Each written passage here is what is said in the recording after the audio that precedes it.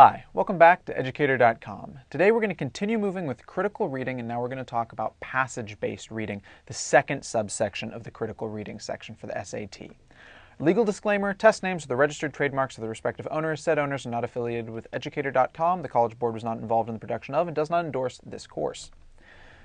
The passage-based reading subsection of the critical reading section is going to test pretty much exactly what you'd expect it to test. It's going to test your ability to read a passage of text and then answer questions about that passage of text. Generally, they're going to have a few passages of varying length. The very last one normally just has one passage, but you'll get a sense for what it's like as you do more practice tests on your own and you do practice sections.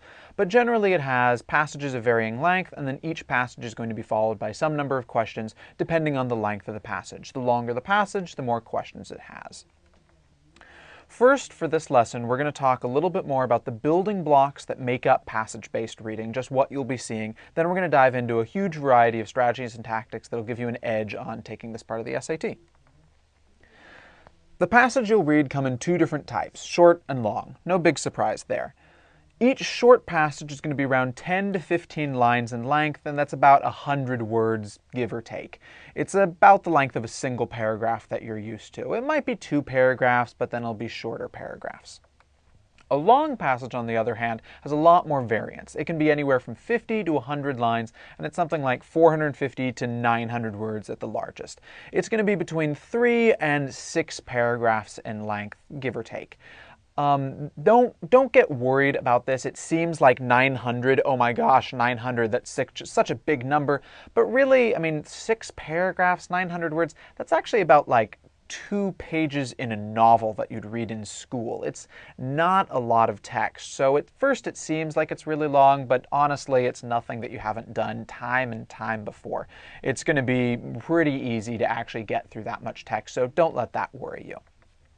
Finally, we've got a variant on the short and the long passage. It's this thing called the double passage. So what the double passage does is it takes either a pair of short passages or a pair of long passages. And whatever that pair is, it's going to be on the same subject. So they'll both be talking about, say, trouts and how trouts, go home, or I guess trouts don't do that. That's salmon. I don't know much about trouts, but you get the idea. They're going to both be talking about trouts, whether they're both two short passages talking about trout, or they're two long passages talking about trout.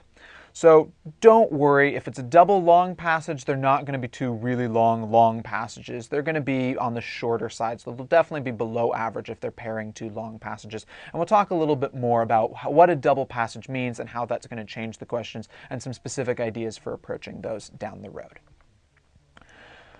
The italics. There are italics before every section. So there's always going to be the writing over here, there's going to be the passage, but at the top of it is some little piece in italics. Read that part in italics. Why should you read that? The part in italics gives you a brief description of what you're about to see in the text. So that helps you prepare for the passage. By having some idea of what you're about to read, it's that much easier to understand what you read once you actually start reading it. Not only that, but there are occasionally, like once in a long while, there's questions that cannot be answered without the information from the italics. They're really rare, but if you don't read the italics, you won't be able to do those, so it's just one more reason that you should read the italics. It's a useful thing, and it gets you ready for reading the text you're about to read. All right, reading skills, no surprise here, they matter. Since you're on the passage-based reading section, it's absolutely no surprise that your ability to read is going to have a reasonable impact on your ability to answer these questions, right? The easier it is for you to read, the easier it is for you to make it through the section, the more the passage is going to make sense, and the less difficult the questions will be. So, what do you do if you're not very good at reading, or you find the passages in the SAT really difficult for you to read through? Well, don't worry. First, the entire next lesson is going to be about reading strategies. So there's going to be a lot of reading strategies that we'll talk that will help you specifically tackle the actual task of reading the passage as opposed to answering the questions in it. So check out the next lesson if you have difficulty with that. And even if you don't have difficulty with it, it might teach you some useful things. So it's pretty a good idea to watch. But as always, as I keep saying, the best way to improve your reading skills in general is to practice reading. So go read a book, read a magazine, read a newspaper, read something that isn't simply what's assigned to you at school, and go get reading. And if you find reading to be really, really difficult, like more than just the SAT, but everything you read is really, really hard, like it's hard to even follow along like the notes I've got on this page. Like if you think reading the notes I've got for this slide are hard to understand, and the only reason you can understand what's going on is because of what I'm saying, you might want to go and work on reading comprehension at an even deeper level than just preparing for the SAT. There's some more lessons on the Educator.com website that you can go check out and learn more about reading comprehension, and just really get out there and start reading things that are at your reading level so you can start improving that. Because the reading comprehension is really important, and it's really important for college, so it's a skill that you definitely want to have under your belt. So if you find reading things really, really difficult, that's something you want to look into, and it's something you really want to work on in a variety of different ways.